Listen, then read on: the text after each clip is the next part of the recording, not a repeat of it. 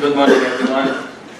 So water resources modeling is the last part of modeling chain. As you can see, I'm the last one talking here. So the aim of water resources modeling was to simulate water allocations and to look at impact of climate change on abstraction. So using all the data we had in Marius from climate scenarios to hydrological modeling and get the river flows.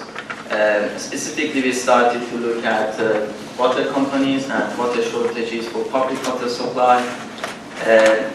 We had to select a platform which is computationally efficient because we wanted to run hundreds of scenarios and then run optimization with thousands of iterations. So we selected Watson, which is example network linear program based, and you can see on the right side figure that this is a national scale. So I developed a few models with different scales. This is the national scale, and as Gemma mentioned, I use hydrological data from top model and read 85 locations of river flows to the model. This was developed by the project that we work with for Water UK on long-term planning for water resources in UK.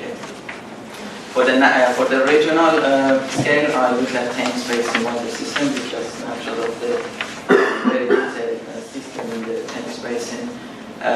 We integrated that water resources model with water quality. So basically, we imported the water quality data from income model into WaterNet, and we put some threshold on when you potentially cease abstractions from rivers if the water quality is not good enough.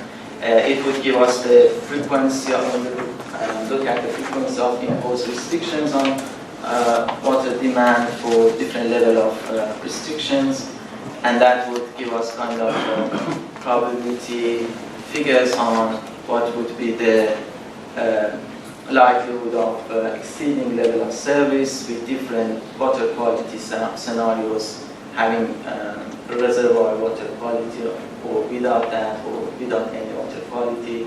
So I have a poster on this one. If you are interested, you can look at that and the details of the methodology and the results. So if there is any problem in terms of meeting the level of service, then you have to think about what you want to do in the future. As Jim mentioned, then this brings us to trade-off between risk and cost.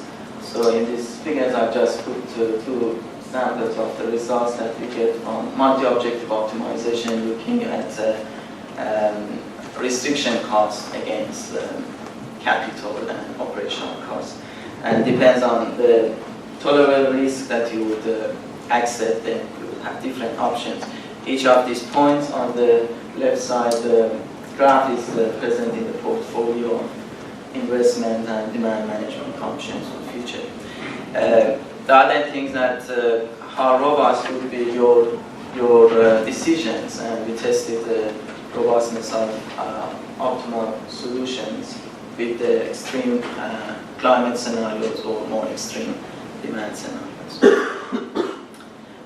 For the national scale, we started to look at public water supply, but I'm extending that to include all abstractors in catchments, looking at the trade-off for different abstractors, and also we can look at the impacts of climate change on all abstractors with these platforms that we developed.